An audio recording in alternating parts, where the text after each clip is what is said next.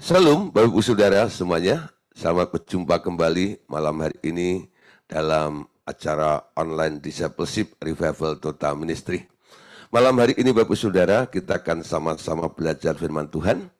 Tema yang akan kita bahas pada malam hari ini adalah kita akan membahas tentang sistem Musa dan sistem Tuhan Yesus. Ya, nah Saudara, dua sistem itu punya ciri khas masing-masing. Ya, baik sistem yang dipakai oleh Musa maupun yang dipakai oleh Tuhan Yesus, ya. Nah, kita akan belajar ya kenapa Tuhan Yesus tidak melanjutkan sistem yang digunakan oleh Musa. Sehingga waktu Tuhan Yesus ada di muka bumi, dia membawa kerajaan surga di muka bumi ini, sistem yang digunakan oleh Tuhan Yesus itu yang disebut sistem grace atau anugerah, ya. Nah, itulah yang dikenal sebagai sistemnya Yesus. Sementara sistem Musa itu lebih terkenal dengan sistem Tauratnya, ya, sistem Tauratnya. Oleh sebab itu, untuk menangkap, untuk mengerti perbedaannya antara sistem Musa dan sistem Tuhan Yesus ini, kita akan bahas bersama-sama malam hari ini. Kita bahas dulu ya tentang sistemnya Musa, ya. Sistem Musa itu adalah sistem piramid. Nah, Bapak Saudara, kalau kita melihat nih ada berbagai macam aneka bentuk ya, ada segi 4, segi 5, 5, segi panjang dan sebagainya. Nah, ada kubus, Saudara ya. Nah, kubus itu ini modelnya seperti ini ya. Mengerucut ke atas ini sampai nanti lancip di atas ini. Ini tinggal satu titik. Nah, semakin tinggi ya, dibutuhkan penopang yang lebih banyak lagi ya. Tiang-tiangnya ini, nah ini menopang dari 1, 2, 3, 4, 5, 6, 7, 8. Semakin banyak sudah ya. Semakin banyak semakin ke bawah dan medianya semakin besar. Nah, itulah yang disebut piramidal atau piramid. Nah, Saudara, kapan sistem itu mulai digunakan oleh Musa? Ya, ketika Musa harus memimpin kurang lebih 3 juta jiwa keluar dari negeri Mesir, waktu Tuhan menyuruh Musa untuk membawa bangsa Israel itu, menunjuk Musa untuk memimpin bangsa itu, ternyata menghadapi bangsa Israel ini Musa kewalahan ya. Lalu ketika dia sedang membawa 3 juta keluar dari Mesir ini, Musa sibuk setiap hari dalam mengadili bangsa Israel. Namanya 3 juta orang semua punya kepala masing-masing ya. Punya pikiran masing-masing, punya keinginan masing-masing, punya kehendak masing-masing, saudara. Sekarang Musa sebagai pemimpin seorang diri pada waktu itu, dia sibuk banget nih. Nggak tahu satu hari berapa orang yang minta diselesaikan masalahnya oleh Musa. Ya. Nah, lalu ada bapak mertuanya namanya Yitro. Ya. Bapak mertuanya Yitro itu memberi petunjuk untuk menyusun sebuah organisasi di antara orang Israel untuk meringankan beban Musa. Ya, saudara. Jadi bentuk organisasi itu adalah sebuah bentuk, ya, upaya yang dibuat oleh manusia, ya, dalam berkelompok untuk memudahkan, ya, untuk meringankan. Makanya dibuatlah sebuah organisasi di situ ya. Nah, nanti akan ada aturannya, siapa yang menjadi pemimpinnya, siapa yang menjadi wakilnya, siapa yang jadi bendaharanya, siapa yang menjadi ini dan itu semuanya, siapa yang dipimpin juga seperti itu ya. Nah, pergi kemana, misinya apa, visinya apa dan sebagainya. Nah, saudara, Yitro ini menganjurkan kepada Musa untuk membuat sebuah organisasi. Ya, Musa, papi ini sayang banget sama kamu, ya, karena Sipora ini kan anaknya Yitro, ya, lalu dinikahin sama Musa itu. Jadi papa mertua ini bilang sama mantunya, papa lihat kamu tiap hari sibuk ngurusi masalah orang, mengadili seperti itu, ya, papa jadi kasihan nih. Ini papa kasih usulan ya, buat satu organisasi, ya, kumpulin nanti beberapa orang. Nah, untuk jelasnya, kita melihat ini di dalam Keluaran pasal 18, ayat 24 sampai ayat 26. Mari kita baca sama-sama ya. Lukas pasal 18 ayat 24 sampai ayat 26. Musa mendengarkan perkataan mertuanya itu dan dilakukannya lah segala yang dikatakannya. Ya, apa yang dikatakan? Ya tadi seperti apa yang saya sudah katakan pada Bapak Saudara tadi, itu menasihati Musa untuk bikin organisasi ya, bikin organisasi ya. Lalu apa yang dilakukan oleh Musa menurut sarannya Yitro itu? Dari seluruh orang Israel, Musa memilih orang-orang cakap dan mengangkat mereka menjadi kepala atas bangsa itu. Menjadi pemimpin 1000 orang, pemimpin 100 orang, pemimpin 50 orang, dan pemimpin 10 orang. Mereka ini mengadili di antara bangsa itu sewaktu-waktu. Perkara-perkara yang sukar dihadapkan mereka kepada Musa. Tetapi perkara yang kecil diadili mereka sendiri.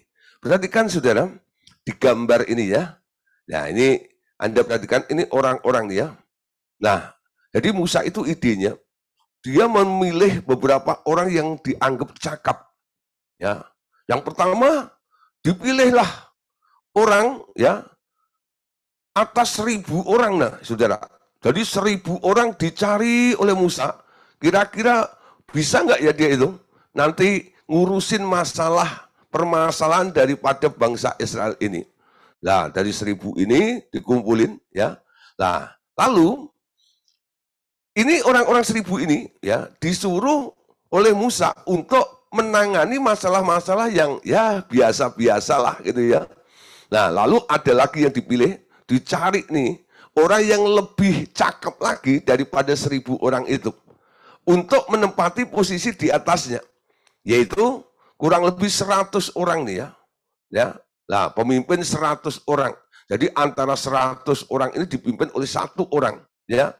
Nah, ini walaupun skopnya lebih kecil, namun ini kasusnya lebih berat, ya.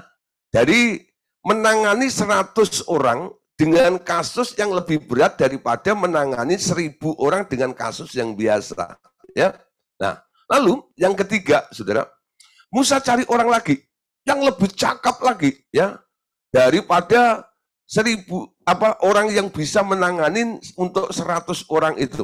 Dicarilah orang yang cakap untuk menanganin ke kasus orang atas 50 orang, ya, setengahnya ya. Lalu di atasnya untuk menangani 10 orang. Lalu ada satu ini, ya. Sini kalau udah mentok, kalau satu ini yang menangani 1000 ini nggak bisa, dia harus naik ke 100 ya. Dinaikkan ke sini kasusnya. Lalu dinaikkan ke sini lagi kalau nggak bisa. Dinaikkan lagi ke sini. Kalau yang 10 ini tidak bisa menangani juga ya. Orang yang dipercayakan untuk menangani atas 10 orang itu, memimpin 10 orang ini nggak bisa. Disinilah baru dioper kepada Musa. Ya, kepada Musa. Jadi perkara-perkara kecil mereka adili gitu ya. Nah, di sini topnya adalah si Musa itu. Nah, saudara, kalau Anda lihat sistem piramid ini kelihatannya praktis ya. Dan ini setiap orang yang membangun atau membuat organisasi, polanya selalu seperti itu. Ya. Polanya seperti ini, ya. Jadi ada leaders gitu ya. Nanti ada bawahnya, ya bawahnya gitu seperti itu, ya. Nah, jadi ini sebenarnya adalah sistem yang dibangun oleh Musa. Sebenarnya tidak begitu buruk juga sih, ya. Dan ini juga membantu awal-awalnya ketika nasihat daripada Yitro ini dilakukan oleh Musa. Musa bisa bernafas sedikit lah, ya. Jadi satu hari dia nggak melayani sampai 1000 orang. Dia paling berapa orang saja gitu ya. Jadi dia masih bisa istirahat, bisa menangkap, bisa melakukan apa-apa dan sebagainya. Dibanding semua dari 3 juta orang itu harus ditangani oleh Musa. Namun saudara, dengan berjalannya waktu, ya, setelah berjalan sekian saat, Musa justru merasa beban yang dipikulnya menjadi bertambah berat. Hingga ia meminta mati saja. Ini aneh ya. Ide daripada mertuanya itu kan untuk meringankan beban menantunya, bukan? Dan awalnya kelihatannya ketika dijalankan betul-betul Musa merasa enteng. Tapi dengan berjalannya waktu, sistem itu sendiri akhirnya ya menjadi beban atas hidupnya Musa. Jadi sekarang Musa itu ngalami dua macam beban ya. Beban atas bangsa Israel itu agak berkurang, namun dia harus menanggung beban yang baru. Beban apa? Beban dari organisasi yang dia buat itu. Ya. Nah, Musa sebagai pemimpin yang tertinggi, dia harus mengawasi ya lah, anak buahnya yang ada di bawah ini, saudara. Dia harus melatih ini dan itu, dan harus mewaspadai, berjaga-jaga, dan sebagainya. Ya, apa sih sebenarnya yang membuat Musa itu akhirnya merasa berat? Coba perhatikan satu ayat dalam Bilangan pasal 11, ayat 11 sampai ayat yang ke-15. Perhatikan di sini. Lalu berkatalah Musa kepada Tuhan, ya, mengapa kau perlakukan hambamu ini dengan buruk? Dan mengapa aku tidak mendapat kasih karunia di matamu, sehingga engkau membebankan kepadaku tanggung jawab atas seluruh bangsa ini? Akukah yang mengandung seluruh bangsa ini? Atau akukah yang melahirkannya? Sehingga engkau berkata kepadaku, pangkulah dia seperti pak pengasuh, memangku anak yang menyusu. Berjalan ke tanah yang kau janjikan dengan bersumpah kepada nenek moyangnya. Dari manakah aku mengambil daging untuk diberikan kepada seluruh bangsa ini? Sebab mereka menangis kepadaku dengan berkata, berilah kami daging untuk dimakan. Aku seorang diri tidak dapat memikul tanggung jawab atas seluruh bangsa ini, sebab terlalu berat bagiku. Jika engkau berlaku demikian kepadaku, sebaiknya engkau membunuh aku saja, jika aku mendapat kasih karunia di matamu, supaya aku tidak harus melihat celakaku. Ya, saudara, Musa itu merasa beban dalam memimpin bangsa Israel ini luar biasa. Ya, walaupun sudah ditolong juga dengan organisasi yang dibuat atas nasihat mertuanya Yitro itu, ya. Saya dengar sudah kadang-kadang ada gereja-gereja ya yang mengangkat ini, ya, nasihat Yitro ini diusulkan, ya, diusulkan, diusulkan untuk dibuat dalam sebuah gereja, gitu ya. Lah tuh, lihat tuh, Musa aja dengerin tuh apa yang dikatakan mertuanya. Kita buat dong seperti apa yang dibuat Musa, yaitu sebuah sistem, yaitu sistem piramid itu, ya. Nah, tapi Musa merasakan beban berat itu luar biasa. Tuntutan daripada bangsa Israel itu membuat Musa itu menjerit kepada Tuhan, ya. Tuhan, ya. Ya, tadi dikatakan apa? Mengapa kau perlakukan hambamu ini dengan buruk, dan mengapa aku tidak mendapat kasih karunia di matamu, sehingga engkau membebankan kepadaku tanggung jawab atas seluruh bangsa ini? Sampai Musa itu ngomong gini, akukah yang mengandung seluruh bangsa ini? Atau akukah yang melahirkannya, sehingga engkau berkata kepadaku, pangkulah ia seperti pak pengasuh memangku anaknya? Jadi Musa itu merasa ini tugas ini jadi beban. Siapa di sini Bapak Ibu Saudara yang menerima ya anugerah ditunjuk untuk menjadi seorang leaders, pemimpin gitu. Lalu ketika Anda menjalankan tugas Anda itu, Anda merasa ini menjadi sebuah beban dalam kehidupan Anda. Pernah nggak seperti itu? Saya berapa kali ngalami hal seperti itu, saudara. Ya, pernah ngalami hal seperti itu. Ya, jadi ini tugas dalam pelayanan loh. Ya, karena saya nggak pernah bekerja. Jadi Pure, ini pelayanan. Saya pernah ngalami tugas yang diberikan sebagai seorang pemimpin, ya. Saya merasa itu sebuah beban, ya. Pengennya lari, pengennya kabur dari tanggung jawab itu saja deh. Kalau tahu seperti itu, kemarin kenapa gua terima ya, dipilih jadi ketua, dipilih jadi pemimpin. Banyak orang kadang-kadang itu berpikir, wah kalau jadi ketua, jadi pemimpin itu enak gitu ya. Ya Pak Daryanto mau nggak? Pak Andes Daryanto mau jadi pemimpin gitu ya. Nah, ya coba nanti ke pasar gitu, Pak Gideon kenapa dipindahin ke pundak saya? Gitu ya. Rasanya itu sudah kayak satu beban seperti itu, ya. Nah, saya mengerti apa yang dialami oleh Musa ini karena dalam praktek pengalaman kehidupan saya ngalami pernah hal seperti itu juga ya. Ketika dipilih, ditunjuk untuk memimpin, gitu ya, menjadi seorang pemimpin, ternyata, gitu, apa yang kita bangun seolah-olah, gitu, kita akan menemukan orang-orang yang tepat, kita taruh di sini, di itu dan sebagainya, kita tugaskan ini, tugaskan itu dan sebagainya, lalu mulai membuat acara ini, acara itu dan sebagainya, ujung-ujungnya, gitu ya, semuanya yang repot harus saya, gitu ya. Kadang-kadang seperti itu ya. Ya, tahu gitu, ketika dia usul kemarin itu, mending gue bilang enggak ya, gitu. Nah, ya, baru ketahuan, baru ngerti, gitu.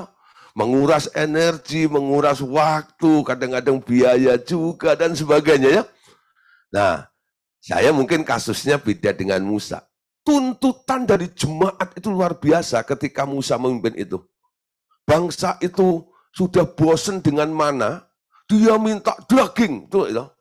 Dia minta bawang pre, gitu. Nah, ya kalau sekarang mungkin tuh, minta bawang bombay digoreng lagi gitu. Aneh-aneh saja itu. Dia kangen saudara, itu dengan makanan di Mesir, walaupun di Mesir dia jadi budak. Nggak apa-apa, tapi makanannya hojak, ya. Enak. Di sini tiap hari, ya, melek pagi-pagi, bunyinya apa? Mana, gitu ya. Mana, gitu ya. Nah, kalau mangga kan agak manis, mana lagi, gitu ya. Nah, ini mana, gitu. Mana, gitu. Berapa tahun, saudara? 40 tahun makan mana. Terbosen-bosen, akhirnya protes sama Pak Musa. Musa, kasih daging dong. Ya, lalu Musa berseru kepada Tuhan. Tuhan, umatmu minta daging. Tuhan kasih sudah burung puyuh itu, ya toh, sampai 1 meter ya. Mereka tuh makan rakus sekali. Bahkan ada yang mati keselak atau ya, nah, atau dipatok burungnya nggak tahu gitu ya, tenggorokannya atau gimana itu mati burungnya apa itu daging masih ada di mulutnya saudara. Jadi gitu ya. Nah, saudara, tuntutannya luar biasa ya. Nah, saudara, sampai Musa itu bilang, kalau bebannya kayak begini, bunuh aku saja Tuhan, ya, supaya aku nggak melihat hari celakaku ini. Buat apa saya hidup kalau sengsara seperti ini ya? Nah, saudara, apa yang dilakukan oleh Tuhan? Ternyata Tuhan menjawab keluh kesah Musa, saudara. Ya, Tuhan menjawab keluh kesah Musa dengan menyuruh tua-tua Israel berkumpul di sekitar tabernakel. Lalu sebagian urapan Musa diambil Tuhan untuk dibagikan kepada tua-tua itu. Rohnya diberikan hanya kepada para tua-tua yang membantu Musa, tidak kepada seluruh jemaat. Ini jawaban Tuhan, ya. Biar masih dalam Bilangan 11 ayat 16 sampai 17. Lalu berfirmanlah Tuhan kepada Musa, kumpulkanlah di hadapanku dari antara para tua-tua Israel 70 orang yang kau ketahui menjadi tua-tua bangsa dan pengatur pasukannya. Kemudian bawalah mereka ke kemah pertemuan supaya mereka berdiri di sana bersama-sama dengan engkau. Maka aku akan turun dan berbicara dengan engkau di sana. Lalu sebagian dari roh yang hinggap padamu itu akan kuambil dan kutaruh atas mereka. maka mereka bersama-sama dengan engkau akan memikul tanggung jawab atas bangsa itu. Jadi tidak usah lagi engkau seorang diri memikulnya. Ya, jawaban Tuhan apa saudara di sini? Tuhan kumpulkan orang-orang 70 tua-tua itu. Lalu Tuhan membagi-bagikan rohnya Musa, roh Tuhan, ya, bukan roh Musanya sendiri, bukan. Jadi Musa itu menjadi seorang leader, menjadi seorang pemimpin, dia diurapi oleh Tuhan, betul? Ya, ada pengurapan kepemimpinan, ada roh hikmat, betul? Ada roh kebijaksanaan yang menyertai Musa, ada roh keberanian yang menyertai Musa, ya. Nah, itu datangnya dari Tuhan juga. Karena waktu Musa itu diutuskan, dia bilang, Tuhan, siapakah aku ini? Aku nggak bisa apa-apa, betul? Tapi Tuhan bilang, aku berjalan bersamamu. Ya, kalau ada apa-apa, aku mau tolong engkau. Kalau engkau kekurangan hikmat, nanti hikmatku akan turun kepadamu. Kalau kamu nggak berani, nanti ada roh keberanian yang akan menyertaimu. Semua datangnya dari Tuhan, men. Nah, tapi yang punya teman Musa doang. Karena perjanjian itu hanya antara Allah dan Musa, men. Nah, makanya Tuhan bilang, kumpulkan 70 orang tua-tua. Nanti apa yang aku berikan kepadamu, roh yang ada padamu itu yang daripadaku itu, akan aku ambil sebagian darimu, lalu aku bagi-bagikan kepada 70 tua-tua itu. Hasilnya apa saudara? 70 tua-tua ini, caranya menanganinya, setiap kasus, setiap hari itu, mirip seperti apa yang dilakukan oleh Musa. Baik hikmatnya, baik mahrifatnya, baik nasihatnya, itu semuanya mirip dengan Musa. Kenapa? Karena bersumber dari satu roh yang sama, betul? Ya, dari satu roh yang sama. Ketika Tuhan memberikan weat seperti ini, Musa bisa bernafas dan lega. Dia bilang gini, akhirnya enteng nih, dibantu ya, dibantu dengan orang yang punya kemiripan kapasitas yang sama seperti itu. Nah di sini saudara, bahwa sistem organisasi ya, itu nggak pernah meringankan beban. Beban itu hanya bisa diringankan oleh urapan. Dalam kitab Yesaya dikatakan ya, ada lagunya yang ditulis oleh Robert Lea ya. Nah, dan kuk itu dilepaskan oleh urapan tuh. Dan bebanku dilepaskan oleh urapan. Ya. Kuk itu sesuatu yang menekan, men. Beban itu bisa datang dari mana saja, ya. Bukan hanya milik Anda sendiri, kadang-kadang titipan dari orang lain juga. Tapi semua itu bisa dilenyapkan oleh urapan, men.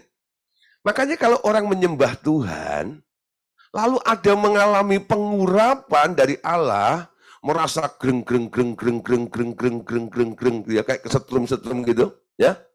Nanti, ya, Anda itu merasa enteng banget ya. Lalu Anda gini-gini, ngapain sih tadi kamu gitu-gitu gayanya itu? Tadi tahu nggak? Waktu nyembah Tuhan tadi, aku terbang loh dengan sayap gitu, ya. Wah, ketemu dengan malaikat kok jadi enteng gitu loh. Ya. Gak ada yang mengikat, gak ada yang membebani dalam kehidupan Anda. Ya. Makanya Bapak Saudara kalau diajak nyembah Tuhan sebelum acara ini walaupun hanya 25 menit gitu ya. Ayo mulai. Ikutlah. Walaupun Anda di rumah, saya juga di rumah sih. Di rumah masing-masing tapi gitu ya. Saya di Jakarta, ya Budina di Budina di Medan gitu ya. Wih, jauh juga ya. Tapi hadirat Allah setrumnya itu bisa melintasi laut pun, amin. Melintasi pulau-pulau, amin. Lalu kita satukan hati ketika Anda merasakan hadirat Tuhan. Ada sesuatu yang terlepas ya. Ya. Nah, itu luar biasa. Saya ingat udah lama saudara, saya nggak menyembah dengan teman-teman. Ketika ada Bu Leli datang ke Jakarta, ini dia tugas kantor. Nah, dia harusnya sudah pulang hari Sabtu itu. Lalu saya suruh mundur 1 hari, ya. Bu, ya loh, Sabtu kita nyembah, saya ajak beberapa orang nyembah di sekretariat. Wah, rasanya saya loh, nggak mau berhenti, hampir 3 jam hanya nyembah. Gitu ya. Masuk luar biasa gitu, ya. Kebetulan ada satu pendeta yang mau dilayani, dia ikut juga di situ. Dia merasakan hadirat Tuhan. Ketika kami konseling pendeta itu, saya bilang, Pak, gitu, sebelum dikonseling rasanya udah terlepas semuanya. Kapan terlepasnya? Ketika di dalam hadiratmu, amin. Di dalam hadiratnya. Nah, saudara, beban kuk itu bisa dilepaskan oleh karena urapan. Nah, saudara, sekarang kita bahas tentang sistem piramid. Sistem piramid itu punya kelemahan, ya. Apa kelemahan, ya? Nah, ini lanjutannya dulu ya, ayatnya dilanjutkan dulu. Bilangan 11, 25 sampai 29. Lalu turunlah Tuhan dalam awan dan berbicara kepada Musa. Kemudian diambilnya sebagian dari roh yang hinggap padanya dan ditaruhnya atas ke-70 tua itu. Ketika roh itu hinggap pada mereka, kepenuhanlah mereka seperti nabi. Tetapi sesudah itu tidak lagi, masih ada 2 orang tinggal di tempat perkemahan.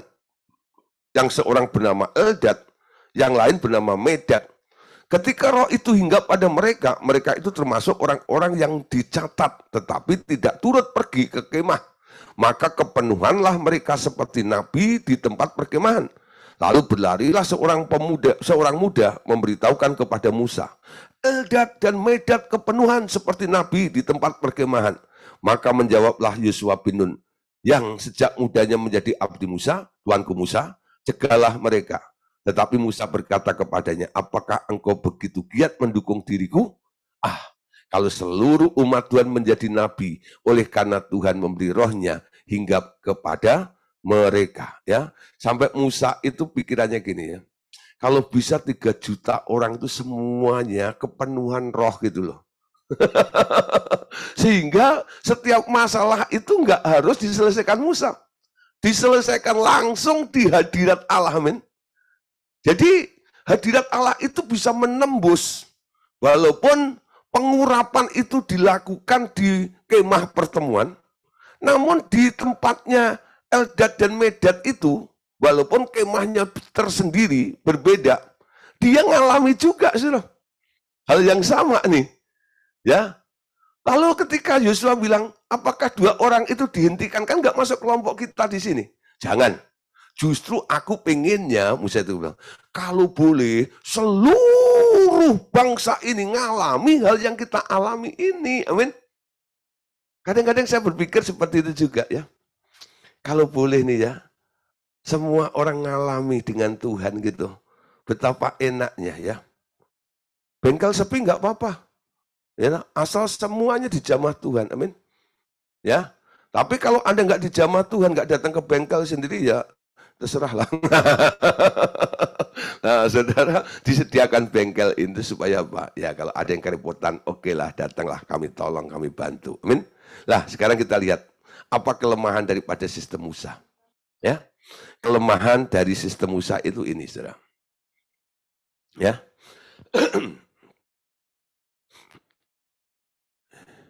sistem piramid membuat keinginan untuk naik jenjang kekuasaan bangkit dari mereka yang ada di bawah. Pemberontakan akan terjadi untuk menggulingkan kekuasaan di atas. Setidaknya, ketidakpuasan yang di bawah akan membangkitkan beban mental yang amat berat bagi pimpinan di puncak, seperti sebuah piramid yang terbalik. Ya, nah, jadi seperti ini. Jadi ini orang berambisi nih, karena pengen naik seperti itu ya. Yang di bawahnya narik celananya yang di atasnya ini. Turun kau ya. Nah, saudara, karena ini digoncang sistem ini, nah sistem ini lama-lama bisa kebalik seperti ini. Anda ngerti maksudnya kebalik? Harusnya yang banyak menopang yang sedikit, betul? Tapi kalau kebalik seperti ini, yang sedikit ini harus menopang yang banyak. Nah, tangkap saudara? Jadi sistem ini kalau sudah terjadi pemberontakan seperti ini, wow saudara, sebagai pemimpin puncaknya ini, pemimpin utama ini akan mengalami beban yang sangat berat sekali. Karena harus menanggung beban yang begitu berat sampai ke atas itu. Ya, jadi sistem yang dibangun, sistem piramid, sistem organisatoris ini, itu kalau sampai terjadi pemberontakan, kudeta dan sebagainya, itu yang paling cilaka adalah pemimpin yang paling di atasnya. Ya, dia harus apa? Menanggung semua ulah daripada orang-orang yang awalnya menopang dia untuk naik tinggi itu. Sekarang dia harus ada di paling bawah untuk menopang supaya piramid itu nggak hancur. Tetap berdiri, tapi dengan posisi kebalik. Nah, saudara, apakah memang ada pemberontakan kala itu? Ada, saudara. Anda lihat ya. Ketika Musa memakai sistem piramid itu berapa kali terjadi pemberontakan? Ditulis dalam kitab Bilangan pasal 16. Ayat 1 dan 2. Korah bin Yisar bin Kehat bin Lewi beserta Datan, ya, dan Abiram, anak-anak Eliab, dan On bin Pelet, ketiganya orang Ruben, ya, mengajak orang-orang untuk memberontak melawan Musa, beserta 250 orang Israel, pemimpin-pemimpin umat itu, yaitu orang-orang yang dipilih oleh rapat. Semuanya orang-orang yang kenamaan. Jadi orang-orang yang dipilih untuk menjadi anggota organisasinya Musa ini. Dalam sistem piramid itu satu kali, ya, mereka kumpul bermufakat mau mengkudeta Musa. Musa, turun kau. Ya, turun kau. Wah, saudara, itu luar biasa ya. Ada pemberontakan. Kenapa? Nah, coba Anda ya, bayangkan. Kalau Anda yang paling bawah, setiap bangun tidur, perasaan apa yang Anda alami? Anda harus mengerjakan sesuatu untuk menopang beban berat yang ada di atas Anda, betul? Ya, nangkep saudara ya. Walaupun itu yang nomor 2 setelah Musa, dia udah ngangkat Musa dong. Nah, itu yang grade ketiga, loh, grade bawahnya lagi, semakin bawah semakin berat. Karena menopang yang lebih tinggi lagi, saudara. Mana ada orang mau terus dijadikan alat penopang seperti itu. Kalau boleh aku dong yang ditopang. Sifat egois manusia kan seperti itu ya. Aku kok terus menopang dia sih gitu ya. Kapan aku ditopang gitu loh. Ya. Emang hanya dia tok yang bisa. Aku kan bisa, belum dicoba aja nih. Gitu. Kan ada pikiran perasaan seperti itu juga ya. Nah, orang-orang yang nggak puas ini, mereka bermufakat untuk memberontak. Ya, ketika terjadi pemberontakan, apa yang dilakukan oleh Musa? Bilangan pasal 16, ayat 12 sampai 13. Adapun Musa menyuruh orang untuk memanggil Datan dan Abiram, anak-anak Eliab. Ya, perhatikan. Tetapi jawab mereka, kami tidak mau datang. Belum cukupkah bahwa engkau memimpin kami, keluarga dari suatu negeri yang berlimpah-limpah susu dan madunya, untuk membiarkan kami mati di padang gurun, sehingga masih juga engkau menjadikan dirimu Tuhan atas kami. Ya. Jadi Datan dan Abiram, anak Eliab itu, ketika dipanggil oleh Musa, jawabannya apa? Moh, ora sudi. Moh, gitu. Ya, kalau orang telukan ngomong, ora sudi, gitu loh. Nah, apa kira sudi? Gak mau ogah, gitu. Nah, kenapa? udah emosi ya, udah marah, gitu. Nah, marah besar sama Musa seperti itu. Nah, ini orang-orang yang tadinya dipilih untuk dijadikan pemimpin juga, tapi di bawahnya Musa, ya, nggak tahu persoalannya apa. Pokoknya dia nggak puas dengan Musa aja. Lalu dia buatlah alasan ini, alasan itu, ya. Nah, untuk apa? Untuk menggulingkan kedudukan Musa tadi. Amin. Nah, sekarang perhatikan ayat 31 sampai ayat 32-nya. Bilangan 16 ayat 31 sampai 32. Baru saja ia selesai mengucapkan segala perkataan itu, maka terbelahlah tanah yang di bawah mereka, dan bumi membuka mulutnya dan menelan mereka dengan seisi rumahnya. Dan dengan semua orang yang ada pada Korah dan dengan segala harta milik mereka. Ya, nah saudara, ini ada satu kelompok lagi. Selain Datan ya dan Abiram ini, ya ternyata ada juga yang memberontak juga, yang dipimpin oleh Korah itu. Ketika Korah kurang ngajar dengan Musa itu, apa yang terjadi? Tuhan menghakimi dengan keras. Baru saja Korah itu ngomong, ya selesai ngomong, itu tanah terbelah, saudara. Itu orang-orang yang sekutunya Korah itu ditelan bumi hidup-hidup. Rumah-rumahnya, seisi rumahnya semuanya. Ketika mereka sudah masuk ke situ, buminya nutup lagi. Ya. Jadi nggak bisa bikin kuburan.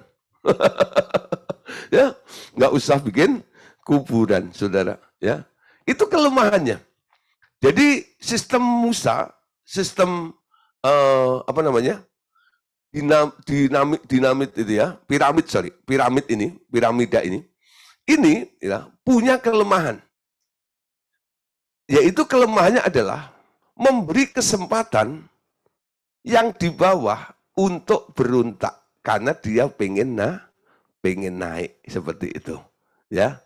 Nah, saya percaya, Bapak Saudara nggak usah saya ceritakan, Anda pasti melihat baik itu di kalangan dunia sekuler maupun di dalam kalangan dunia kerohanian, ya. Banyak gereja-gereja yang mengalami perpecahan, pemberontakan, gitu ya. Kenapa? Karena yang dipakai, yang digunakan oleh gereja itu adalah sistem piramida, ya, organisatorisnya yang selalu dibesar-besarkan, ya. Nah, disinilah saudara akan terjadi seperti itu. Itu kelemahan daripada sistem piramid. Memang kelihatannya menolong, tapi pada satu saat, ya, nanti akan terjadi hal-hal seperti yang tidak seperti diinginkan itu. Nah, sekarang kuasanya dari mana? Kuasa daripada sistem piramid atau ya sistem yang dibangun oleh Musa itu kuasanya dari mana? Kuasa sistem piramid adalah hukum Taurat. Sistem piramid adalah sistem organisasi dunia yang tersusun dan bekerja karena satu set aturan kerja tertentu. Aturan itu harus didukung oleh kuasa yang menawarkan upah atau hukum, ya. Ya istilahnya reward and punishment, ya. Jadi siapa yang berhasil menguntungkan nanti ada rewards-nya, ya. Ada upahnya. Bisa naik pangkat, bisa naik levelnya, ya. Nah, lalu ada juga punishment-nya, penghukuman kalau ada pelanggaran, ada kesalahan dan sebagainya nanti siap untuk diturunkan, ya, dihukum dan sebagainya. Sistem Musa ini didukung oleh hukum Taurat yang menawarkan berkat dan kutuk. Ada kesamaan ya. Jadi sistem organisasi dunia itu disusun, lalu nanti ada reward and punishment. Ya, hukum Taurat sama, menawarkan antara berkat dan kutuk. Ya, jadi ada aturan, ya, ada set aturannya, Kalau kamu nurut aturannya ini, nanti ada upahnya. Tapi kalau nggak nurut, gua hukum nanti. Ya. Nah, oleh sebab itu, di dalam sistem piramid ini dilakukan disiplin yang keras. Ya. Dan rasa takut dan hormat kepada atasan adalah kekuatan yang mempertahankan sistem seperti ini. Bila bawahan tidak dapat lagi menghormati atasannya, timbul keresahan dan pemberontakan akan terjadi. Ya, nah sekarang kita lihat beberapa ayat ini ya. Ini kekuatan daripada sistem piramid ya, yang sama dengan hukum Taurat. Ulangan 11 ayat 26. Lihatlah, aku memperhadapkan kepadamu pada hari ini berkat dan kutuk. Ada opsinya. Kamu mau diberkati atau mau dikutuk, ya. Jadi di dalam Taurat ini, ya, atau sistem piramid ini, yang kekuatannya adalah Taurat ini mengandung unsur ini. Bisa diberkati, bisa terkutuk juga. Ya, nah, Anda lihat ya. Jadi kalau Anda nggak nurut, Anda akan masuk ke kutuk, dapat kutuknya. Tapi kalau Anda nurut, Anda taat, baru dapat berkatnya. Ya, Galatia 3:10. Karena semua orang yang hidup dari pekerjaan hukum Taurat berada di bawah kutuk. Sebab ada tertulis, terkutuklah orang yang tidak setia melakukan segala sesuatu yang tertulis dalam kitab hukum Taurat. Jadi saudara, orang yang ada di dalam yuridiksi Taurat ini, mereka dikatakan oleh Paulus ini, ya, mereka masih ada di daerahku kutuk, berada di bawahku kutuk. Kutuk masih berjalan. Kutuk bisa mengena orang itu karena mereka ada di bawah yuridiksi Taurat, ya. Nah, saudara, jadi di bawah Taurat ini sesuatu yang bahaya juga, ya. Walaupun aturannya baik. Tapi kalau Anda nggak bisa menuruti tuntutan daripada aturan itu, apa yang Anda dapat? Kutuk, gitu ya. Tapi kalau Anda bisa melakukannya, nurut aturan itu, Anda baru dapat berkatnya. Baru dapat berkatnya. Amin. Kalau Anda nggak nurut, nggak dapat berkatnya. Itu yang dilakukan oleh orang-orang tua kadang-kadang ya, dalam mendidik anak-anaknya. Apa yang dilakukan? Kalau kamu nggak nurut papi, ya, nah dapat punishment, dapat hukuman. Tapi kalau nurut nih, tak kasih duit, tak kasih hadiah, ya. Contohlah saudara, kalau Anda punya anak sekolah ya, lalu anak Anda naik kelas, Anda kasih hadiah nggak? Anda kasih hadiah nggak? Pak Daryanto, kasih hadiah nggak? Kasih ya, paling nggak diajak makan ke Sop Kondro ya. Nah di sana, yuk makan bareng rame-rame ya. Nah jangan lupa aja Pak Gideon. Nah saudara, karena kita melihat anak kita berhasil, berprestasi, ya, menyenangkan Anda kasih hadiah.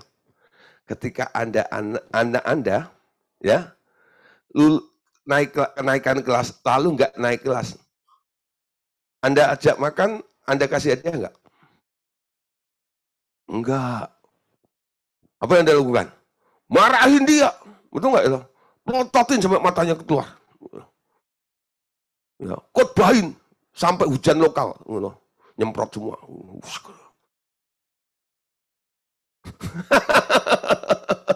Nah, dengan Anda melakukan seperti itu, ya, sebenarnya Anda sedang menjalankan aturan Taurat di dalam rumah tangga Anda.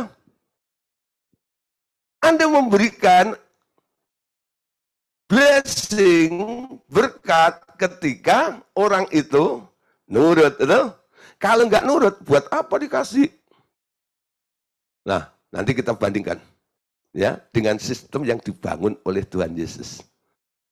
Ternyata Paulus itu ngerti banget. Dalam kitab Roma ya, pasal 8 dikatakan bahwa tidak ada penghukuman di dalam Kristus. Ya. Nah, gak ada penghukuman di dalam Kristus. Jadi ide gagasannya Tuhan itu apa? Kalau boleh nggak ada yang dihukum di sini. Kalau orang dihukum itu bukan karena dia ada di dalam Kristus. Dia kena hukuman karena dia keluar dari area Kristus. Amin. Karena tidak mau dipimpin. Akhirnya dia keluar.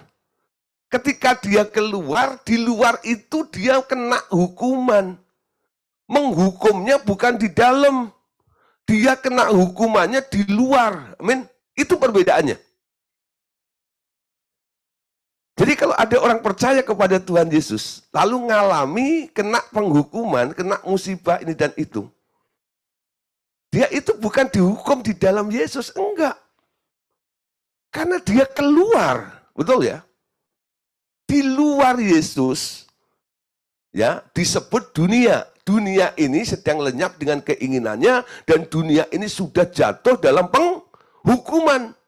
Jadi semua yang ada di dunia ini memang layak untuk dihukum. Yang nggak dihukum itu kalau dia masuk ke dalam Kristus. Ini kekuatan perbedaan antara sistem yang dibuat oleh Musa sama sistem yang dibangun oleh Tuhan Yesus nanti. Kita lihat ya. Sehingga sistem yang dibangun oleh Tuhan Yesus ini disebut adalah sistem grace atau sistem anugerah. Kalau sistem Musa itu bentuknya seperti piramidal, ya, semakin mengerucut ke atas, semakin tinggi membutuhkan pasukan yang lebih banyak, ya, sehingga penopangnya semakin berat kalau semakin tinggi itu ya. Nah yang di atas itu juga terus waspada, jangan sampai di bawah itu menggulingkan saya. Kalau sampai guling, ya terguling, nanti akibatnya yang paling atas itu karena piramidalnya kebalik, dia harus menanggung semuanya semakin berat. Itu sistem, ya sistem Musa atau sistem piramidal, ya. Kekuatannya dari mana? Dari hukum Taurat. Kelemahannya apa? Nanti akan menimbulkan pemberontakan, ya. Nggak tahu kapan waktunya. Pasti akan ada yang kudeta dan berontak. Ya, karena semua orang pengen naik lebih dari yang lainnya. Yuk kita lihat bagian kedua. Sistem yang dibangun oleh Tuhan Yesus disebut sistem Tuhan Yesus. Ya. Dan sistem Tuhan Yesus ini disebut sistem roda, Saudara. Ya. Tapi rodanya bukan roda yang berdiri, ya. Tapi rodanya roda yang bubuk, ya. Roda yang tidur. Ya, kayak Anda tahu ya, main gangsing itu lo tahu nggak ya? Nah, itu benda muter ya, muternya itu menghadap bawah gitu loh. Beda dengan roda sepeda atau roda mobil motor Anda itu, ya. Nah, manusia itu kadang-kadang menggambarkan dirinya, kehidupan manusia itu seperti roda berputar kadang-kadang ya. Kadang-kadang naik, kadang-kadang di samping, kadang-kadang di bawah. Itu kalau pas apes di bawah, kalau pas hoki nanti ada di atas, kalau biasa-biasa di samping gitu ya. Orang menggambarkan hidupnya seperti itu. Tapi saya nggak setuju dengan itu ya. Ya, karena firman Tuhan katakan apa? Di dalam Yesus janjinya apa? Tuhan mengangkat kita menjadi kepala, ya, bukan ekor. Kita terus naik, nggak pernah turun. Amin. Ya, jangan pernah Anda bilang hidup ini seperti roda, kadang-kadang naik, kadang-kadang turun. Tidak. Di dalam Tuhan Anda naik terus. Amin. Yang masih suka bikin slogan hidup seperti roda, berhenti punya pemikiran seperti itu. Ya. Nah, sistem yang dibangun Yesus itu seperti roda yang tidur gitu ya. Nah, jadi roda yang tidur itu nggak ada yang lebih tinggi, nggak ada yang lebih rendah. Sejajar semuanya. Tapi roda itu bisa berputar, bergerak, Itu semua tergantung dari porosnya, amin. Ya, nah gambarnya ini tadi, Anda lihat ya. Nah, ini bisa berputar, ini karena ada titik tengah ini loh, paku ini loh, di sini nih. Ya, asnya ini. Asnya inilah yang adalah Tuhan Yesus, ya. Nah, yang di pinggir-pinggir gini ini anggotanya ini, ya. Di antara semua anggota ini nggak ada yang lebih tinggi, amin. Semua sama rata.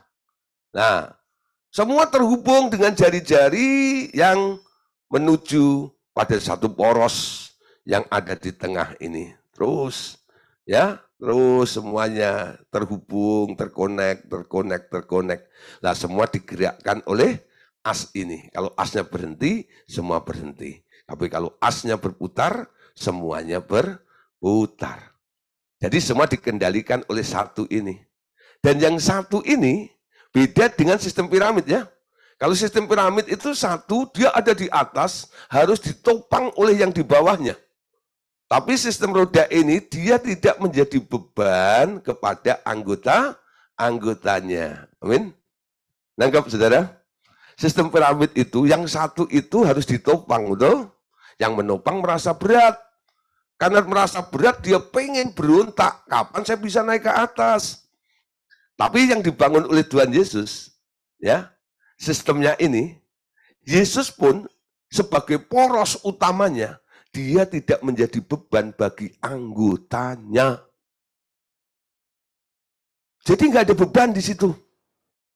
Mereka bergerak menurut ritmenya Allah, betul? Bersama seirama. Itu asnya semakin kenceng, itu semua semakin kenceng juga. Anda bisa bayangkan sekarang, kalau Anda disuruh pilih pakai sistem roda atau pakai sistem piramid. Sampai di titik ini Anda pasti bilang enak di sistem roda, betul? Kenapa? Nggak diberontak, nggak ini dan itu. Tapi menjalankan sistem roda ini nggak semudah seperti apa yang Anda pikirkan. Tapi bukan berarti ini nggak bisa berjalan. Ini pernah dilakukan, dikerjakan oleh Yesus selama di muka bumi, dipraktekkan, dan Yesus bisa menjalankannya. Betul? Sekarang, Anda mewarisi sistemnya Musa, atau Anda mewarisi sistemnya Yesus. Kalau Anda mau melakukan seperti apa yang dilakukan Tuhan Yesus ini, Anda harus punya hati, kekuatan seperti Yesus. Ya, nah sekarang kita lihat. Yuk, sistem Tuhan Yesus ini. Unik sekali ya. Ketika Tuhan Yesus memulai membangun gerejanya, ia memilih 12 rasul ya atau apostol yang diutus artinya, dan pada suatu hari ia mengakui mereka sebagai sahabat-sahabatnya, bukan sebagai hamba. Lukas 16 ayat 13. Ketika hari siang, ia memanggil murid-muridnya kepadanya, lalu ia memilih dari antara mereka 12 orang yang disebutnya rasul. Ya, nah, jadi Tuhan memilih nih 12 orang ini ya. Nah, semua senternya Yesus. 12 orang ini terhubung seperti roda itu ya, yang jari-jarinya kepada Tuhan Yesus. Semuanya ya. Lalu berjalan bersama dengan Tuhan Yesus. Nah, Yohanes 15:15 katakan, aku tidak menyebut kamu lagi hamba sebab hamba tidak tahu apa yang diperbuat tuannya.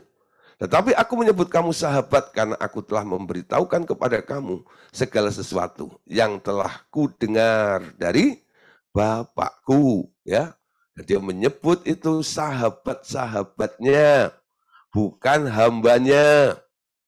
Nah, kalau dalam sistem piramid beda, saudara. Anggota itu hambanya. Lu mesti topang gua ya. Lu harus menghasilkan sesuatu untuk gua ya. Betul nggak ya? Tangkap saudara. Yesus tidak menganggap orang-orang yang ikut dengan dia itu untuk menopang menjadi hambanya, enggak. Dia disebut partner. Amin. Sahabat. Nangkep saudara ya. Sehingga Tuhan Yesus terus curhat dengan muridnya. Apa saja yang mau dilakukan, diinginkan. Dia selalu katakan pada muridnya, yuk kita kerjain bareng ya. Gitu loh. Aku mau begini, aku mau begini, aku mau begini. Yuk jalan bareng ya. Gitu loh. Itu yang dilakukan Yesus. Itu sistem roda, saudara, namanya. Ya, tetap ada senternya, tetap ada leadernya, tetap ada pemimpinnya. Namun pemimpin itu tidak menjadi beban bagi anak buahnya. Tidak menjadi beban bagi anggotanya. Amin. Nah, beda dengan sistem piramida. Nah, ya. Terus mereka semua berada pada satu level di sekitar Tuhan Yesus. Dengan Tuhan Yesus sebagai pusatnya. Seperti yang terlihat oleh Yohanes dalam penglihatan ketika ia terangkat ke surga dalam kitab Wahyu. Ya. Nah, saudara, nanti kita baca ayatnya. Pada tingkat selanjutnya, para rasul itu mengangkat penatua-penatua di tiap jemaat baru yang mereka dirikan, disertai doa dan puasa. Ketika menyerahkan mereka kepada Tuhan di gereja lokal itu, mereka membentuk sistem lingkaran lagi dengan Tuhan Yesus sebagai pusatnya. Ya, nah ternyata murid-murid Tuhan Yesus ini menjalankan apa yang dilakukan oleh Yesus, pola yang sama. Jadi ada link pertama, ada link kedua. Ya. Ada link pertama, ada link kedua. Nah, di link yang kedua ini tetap sentralnya bukan kepada rasul itu. Ya. Sentralnya bukan kepada rasul. Mereka dilatih untuk langsung direct dengan Tuhan Yesus. Ya. Jadi walaupun Anda mungkin pernah mendengar ada satu kelompok yang bilang, oh ini link pertama, ini link kedua, ini link ketiga, ini link keempat, ini link kelima, ini link keenam. Ya. Tapi sebenarnya istilah link yang digunakan, yang dipakai itu, selama link yang selanjutnya ini, dia pusatnya dengan link sebelumnya, bukan kepada Tuhan Yesus. Nah, ini sebenarnya pola yang sama seperti piramida. Cuman dia pakai istilah lingkaran aja, link gitu ya. Cuman sebenarnya sistem yang diadopsi masih sama dengan sistemnya Musa. Sistemnya Musa ini, sistemnya Tuhan Yesus ini, dia tidak membuat orang untuk fokus atau ya bergantung kepada manusia lain. Ya. Jadi yang senior ini, dia hanya mengawasi dan membimbing adik atau juniornya supaya nanti dia bisa dewasa, mengerti bagaimana mekanismenya untuk berjumpa langsung dengan Tuhan. Kalau sudah berjumpa dengan Tuhan, ya sudah. Nah, itu kewajiban dia lagi nanti, membangun terus bawahnya seperti itu loh. Jadi nanti lingkarannya semakin besar sudah. Dari link pertama terus besar lagi. Semakin besar jari-jarinya semakin panjang ya. Untuk terhubung dengan sana ini. Nah, untuk membangun jari-jarinya ini dibutuhkan satu pertolongan nih. Dari leader berikutnya ini akan membantu junior yang baru tumbuh ini terus untuk ketemu Tuhan, bergantung pada Tuhan dan sebagainya. Lalu muter bersama, seirama, ya. Pakai kekuatan siapa? Kekuatan Tuhan. Ya. Kekuatan Tuhan, ya. Nah, sebenarnya apa yang dilihat oleh Rasul Yohanes dalam Wahyu pasal 4 ayat 4. Kita lihat di sini. Dan sekeliling tahta itu ada 24 tahta. Dan tahta-tahta itu duduk 24 tua-tua yang memakai pakaian putih. dan mahkota emas di kepala mereka.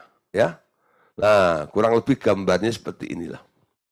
Sekeliling tahta itu, jadi bentuknya lingkaran ya. Ada 24 tahta ya. Nah, terus gitu ya, muter gitu loh. Nah, itu bersentralkan kepada anak domba Allah, yaitu Tuhan Yesus. Yang dilakukan oleh rasul-rasul itu tertulis dalam Kisah 14 ayat 23. Di tiap-tiap jemaat, rasul-rasul itu menetapkan penatua-penatua bagi jemaat itu. Ya, bagi jemaat itu.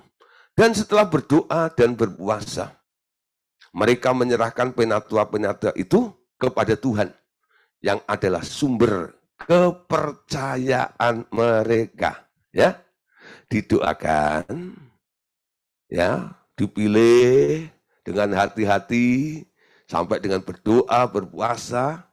Lalu setelah itu menyerahkan penatua itu kepada Tuhan sebagai sumber kepercayaan mereka. Bukan difokuskan kepada orang itu, tapi kepada Tuhan. Amin. Titus 1 ayat 5 sampai 6. Aku telah meninggalkan engkau di Kreta dengan maksud ini supaya engkau mengatur apa yang masih perlu diatur dan supaya engkau menetapkan penatua-penatua di setiap kota. Seperti yang telah kupesankan kepadamu, yakni orang-orang yang tak bercacat, yang mempunyai hanya satu istri, yang anak-anaknya hidup beriman dan tidak dapat dituduh karena hidup tidak senonoh atau hidup tidak tertib. Jadi ada mentoring di sini ya. Nah, jadi satu ya senior ini mengawasi apa yang dikerjakan ya. Nah, ada pesan-pesannya ya di sini ini. Hanya membantu ya sifatnya. Tapi Titus sendiri ya dalam pelayanan ini dia harus bergantung kepada Tuhan. Amin. Nah, leadernya Paulus ini hanya menasihati. Makanya Titus ini ditinggal di kereta, bukan kereta. Itu kereta nama tempat, sudah ya. Supaya mengatur apa yang masih perlu diatur itu, ya. Nah, sekarang dari mana kuasa sistem roda? Kuasa sistem roda adalah kasih dan urapan. Kalau sistem Musa tadi, kuasanya adalah Taurat, betul? Nah, kuasa sistem roda ini kuasanya adalah kasih dan urapan, ya. Kasih dan urapan. Dengan kematian Tuhan Yesus menebus semua hukuman yang ada di dalam kitab Taurat. Jadi kan, kita dimerdekakan untuk tinggal dalam sistem Tuhan Yesus yang bebas hukuman. Di dalam sistem Taurat, di dalam sistem piramidal, itu masih ada penghukuman ya, reward and punishment tadi. Tapi di dalam Yesus, karena Yesus sudah bayar, di dalam sistem Yesus itu bebas hukuman. Di sini tak ada tuduhan dan tak ada kutukan. Sebaliknya, kita dipindahkan ke dalam hukum kasih dan kuasa roh yang memerdekakan itu. Jadi saudara ya, kenapa kita bebas? Karena hukumannya sudah dibayar Yesus. Sehingga nggak ada hukuman. Ya, kalau Anda kena masalah, kena bencana atau gitu yang Anda bilang hukuman itu bukan Tuhan yang menghukum. Anda pasti keluar dari sistem itu. Ya. Nggak dipimpin oleh roh namanya. Sehingga Anda keluar dari jalurnya. Sehingga lompat lagi ke sistem piramida itu. Di situ Anda kena hukuman lagi. Ya. Ya, Roma 7 ayat 6 baca. Tetapi sekarang kita telah dibebaskan dari hukuman Taurat sebab kita telah mati bagi Dia yang mengurung kita, sehingga kita sekarang melayani di dalam keadaan baru menurut roh dan bukan dalam keadaan lama menurut hukum Taurat. Perhatikan di sini ya, telah dibebaskan dari hukuman Taurat, tuntutan hukum Taurat. Ya, nah jadi aturan Taurat itu nggak berlaku bagi kita. Roma 8:1-2. Demikianlah sekarang tidak ada penghukuman bagi mereka yang diam di dalam Kristus. Hukum roh yang memberi hidup telah memerdekakan kamu dalam Kristus dari hukum dosa dan hukum maut. Ya, ini ayatnya. Yohanes 13:34. Aku memberikan perintah baru kepada kamu, yaitu supaya kamu saling mengasihi. Sama seperti aku telah mengasihi kamu, demikian pula kamu harus saling mengasihi. Jadi dalam Yesus ini, karena sudah tidak ada penghukuman, cara memperlakukan anggota sesama di dalam sistem yang dibangun Yesus ini, hukumnya cuma satu. Apa? Kasih. Kasih itu panjang banget gitu ya. Kasih itu panjang sabar, ya. Orang Blitar bilang sabar itu subur, nggak sabar kecemplung sumur. Ya, kasih itu murah hati, kasih itu memaafkan, ya. Apalagi kasih itu menutup segala sesuatu, itu ya. Ya, kasih itu nggak ngemplang, kasih itu nggak merugikan, nggak berbuat yang senonoh, enggak. Kasih itu menghormati, kasih itu melindungi, itu hukumnya, kekuatannya kasih. Kita lihat contohnya, saudara, yang dilakukan oleh Tuhan Yesus ketika di muka bumi. Contoh yang paling indah adalah ketika Tuhan Yesus menangani kekeliruan Petrus dan mengembalikannya ke dalam kasihnya. Amin. Nah, coba lihat ini ayat Yohanes 21 ayat 15. Sesudah sarapan, Yesus berkata kepada Simon Petrus, Simon anak Yunus, apakah engkau mengasihi aku lebih daripada mereka ini? Jawab Petrus kepadanya, benar Tuhan, engkau tahu bahwa aku mengasihi engkau. Kata Yesus kepadanya, gembalakanlah domba-dombaku.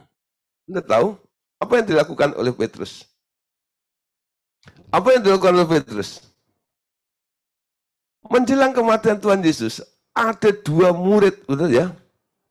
Satu Yudas.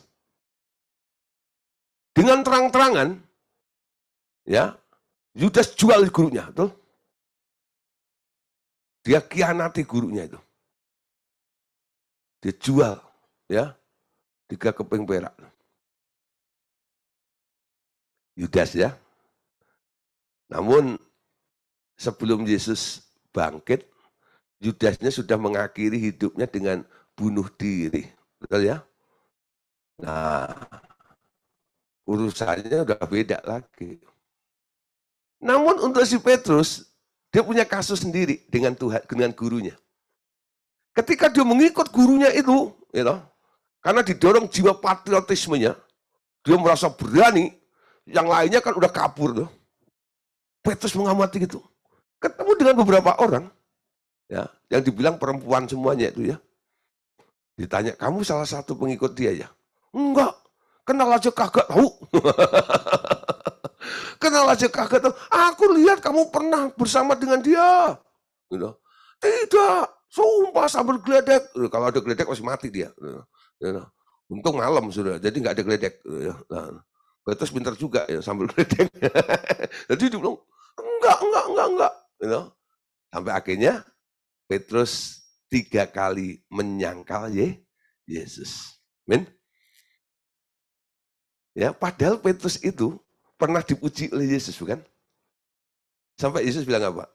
Di atas Petrus ini, aku akan mendirikan gerejaku. Apa prestasi Petrusnya? Ketika suruh nebak, gurunya bikin tebak-tebakan. Menurut kamu siapakah aku ini? Semua nggak bisa jawab. Yang lain nggak bisa ngejawab. Yang ngacung cuma satu, si Petrus. Aku tahu, engkau Yesus anak Allah. Betul nggak ya? Wah, keren dong. Tapi saudara, dia yang pernah menyatakan dan menjadi blessing bagi banyak orang tentang revelation yang dia dapat itu, pewahyuan yang dia dapat itu. Ketika hari terakhirnya, dia menyangkal sendiri, betul? Statementnya dia juga sangkali. Aku nggak kenal dia, betul nggak? Siapa itu? Ya. Nah, yang luka siapa? Tuhan tuh ya. Bangkit, temuin si Petrus, ya, diajak ke pantai, ya, di situ sampai sarapan itu ya, lalu ya, Tuhan Yesus bilang apa? Simon, ya, Simon anak Yunus, apakah engkau mengasihi aku? Ya, nah ini terjemahannya sudah betul. Kalau nanti Anda lihat ada satu terjemahan Simon anak Yohanes, nah itu salah. Ya, yang betul Simon itu anak Yunus. Dalam bahasa Inggrisnya pakai kata Jonah, bukan John. Ya, nanti kalau ada terjemahan yang Yohanes kembali pada terjemahan yang sudah dikoreksi, perbaharui. Ya, Simon anak Yunus. Ya, betul, Jonah. Ya, nah, Simon anak Yunus, apakah engkau mengasihi aku? Berapa kali Tuhan Yesus tanya? 3 kali. Kepada siapa? Kepada orang yang telah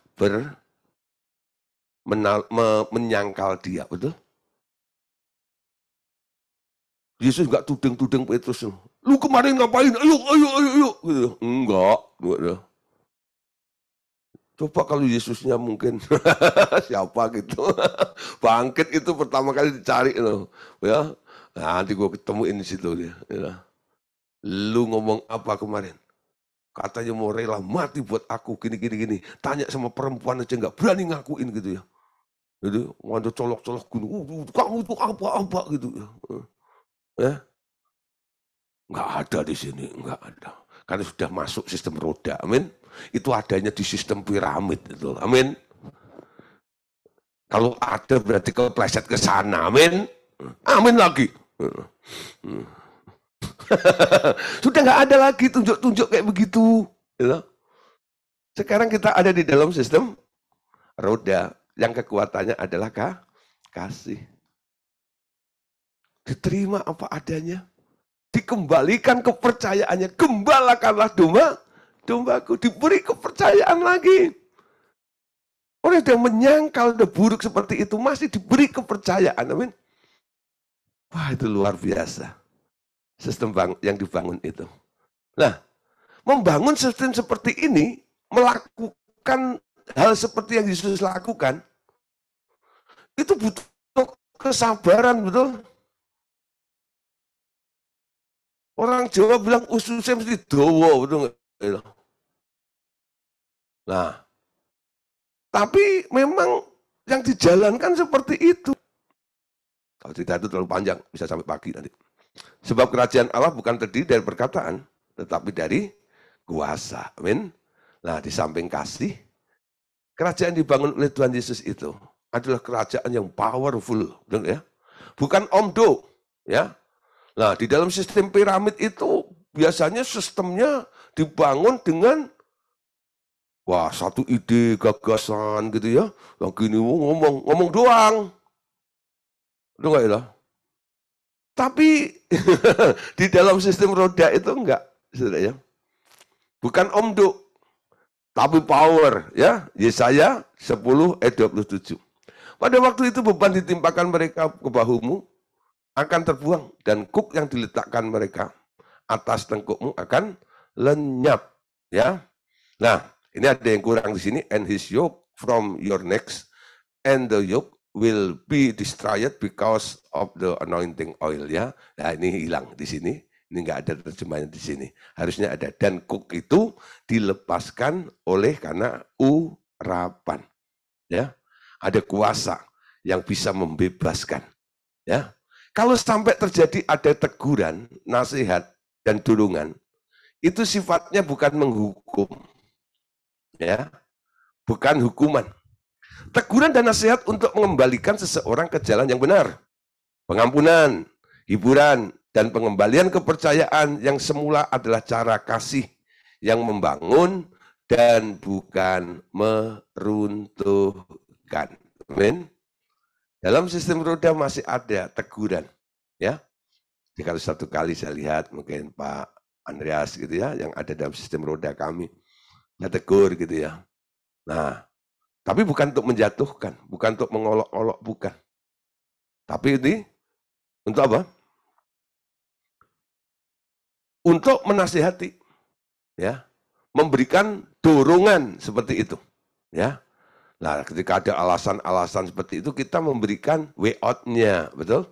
Bukan malah apa ya, membuat dia patah semangat dan sebagainya.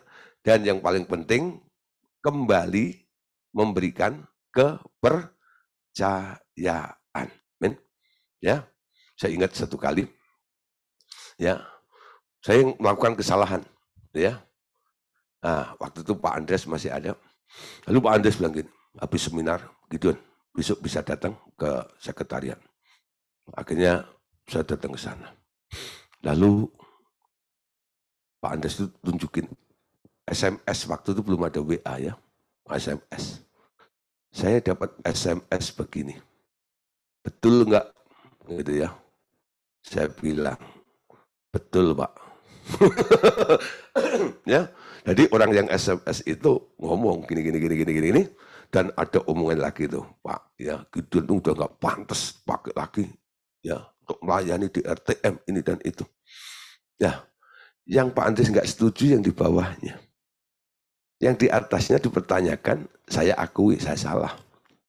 Ya, nah akhirnya bilang, kalau orang ngejas kamu, saya nggak, bilang gitu. Dari sini saya melihat, Pak Andres tuh bikin buku ini, dia menjalankannya loh.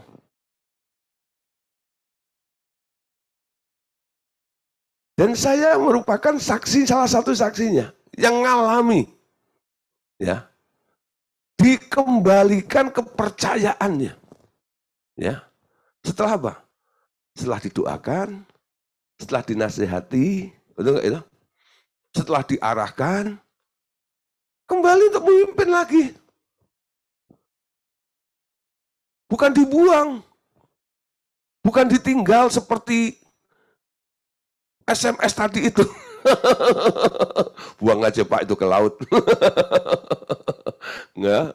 Nah, saudara, ingat ya. Ya, satu kali saya bilang gini, tanya gini Pak Andreas, kenapa Pak Andreas ya?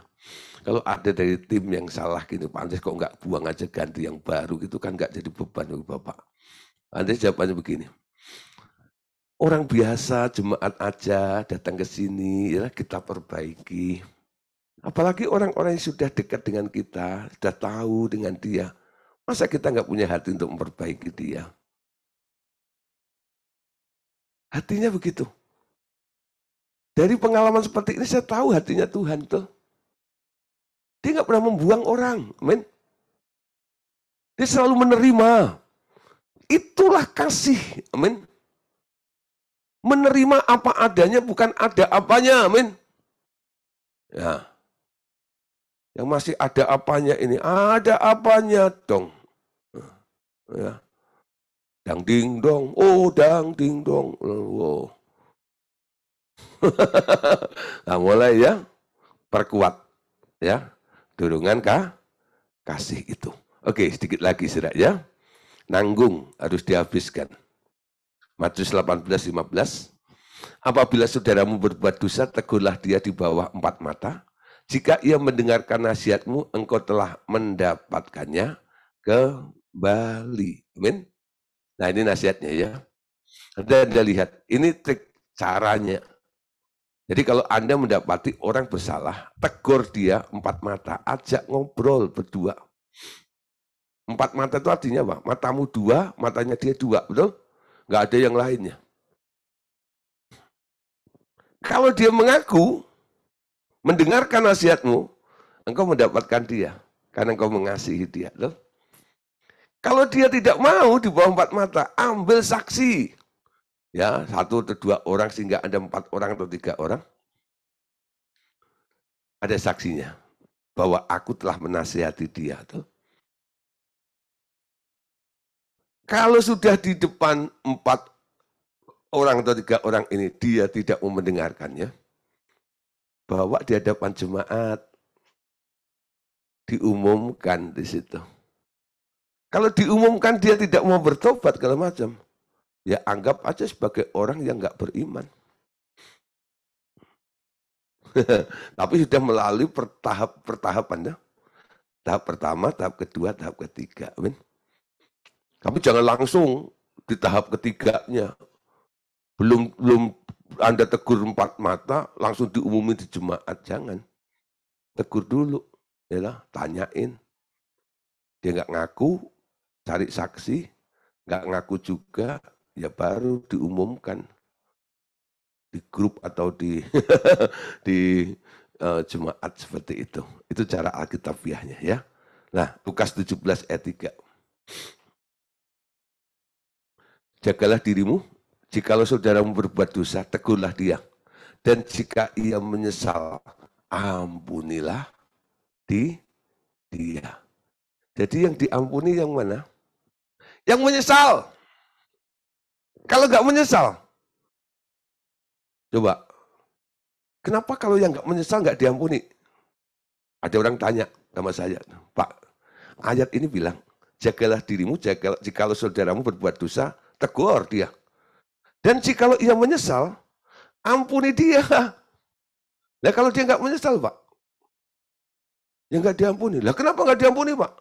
Nah karena dia nggak menyesal. Orang yang nggak menyesal tuh dia nggak ngakui dosanya.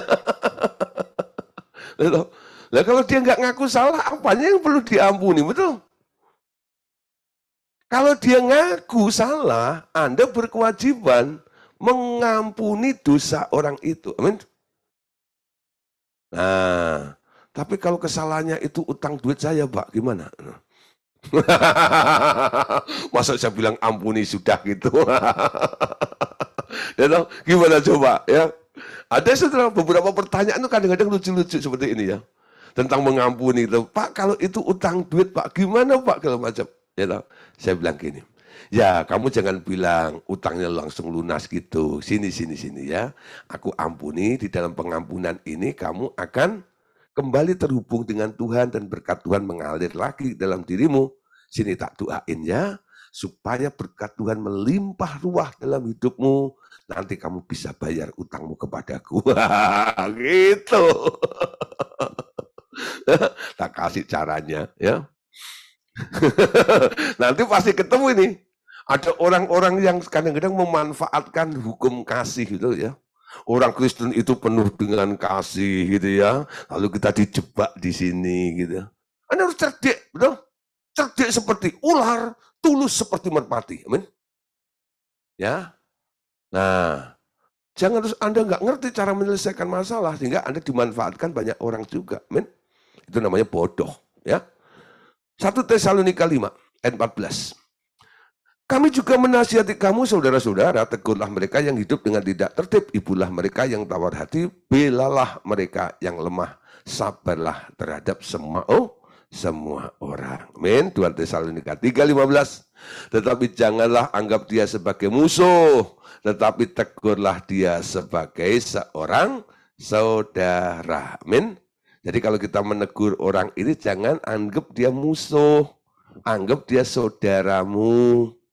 Sehingga ketika kita menegur, kita tidak geram, kita tidak marah. Amin. Yohanes 12 ayat 17. Nah. Kata Yesus kepadanya untuk ketiga kalinya, Simon, anak Yunus, apakah engkau mengasihi aku? Maka sedih hati Petrus karena Yesus berkata untuk ketiga kalinya, apakah engkau mengasihi aku? Dan ia berkata kepadanya, Tuhan, engkau tahu segala sesuatu. Engkau tahu bahwa aku mengasihi engkau.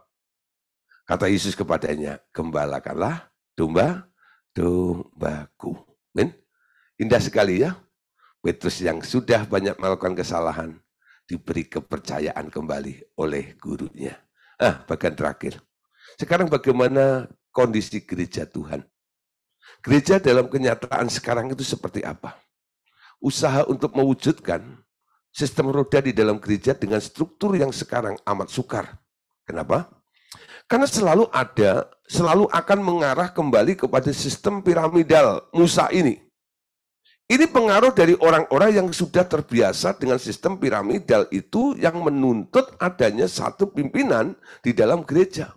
Seorang gembala yang menjadi panutan semua anggota gereja. Mereka cenderung mengandalkan satu orang yang dianggap paling benar ajarannya dan paling diurapi Tuhan. Ya, nah ini yang terjadi ya. Jadi fokus pada satu orang. Ya, sistem pemuridan yang kita lakukan ini, saudara, dengan pola 12-12 sebenarnya. Perhatikan ini ya. Sistem pemuridan dengan pola 12-12. Walaupun tak menyebut dirinya gereja, tetapi akan lebih berfungsi sebagai tubuh Kristus yang bekerja bersama-sama, mengalami persekutuan, yaitu fellowship yang lebih erat, menghasilkan buah pelayanan yang lebih nyata. Ini merupakan struktur dasar dari gereja rumah atau home cell church, ya. Ya, jadi ini merupakan strukturnya yang harus dibangun 12-12 ini loh, ya. Jadi harus nih 12 murid ini nanti harus setiap murid akan menghasilkan 12 murid lagi. Terus seperti gitu loh, ya. Nah, memelihara mereka, mengawasi mereka, sampai mereka bertumbuh, dan sebagainya. Saya harap Bapak Saudara mulai bergerak ya. Ayo yang sudah menjadi murid di sini, sudah paham mekanismenya, muridkan sekarang.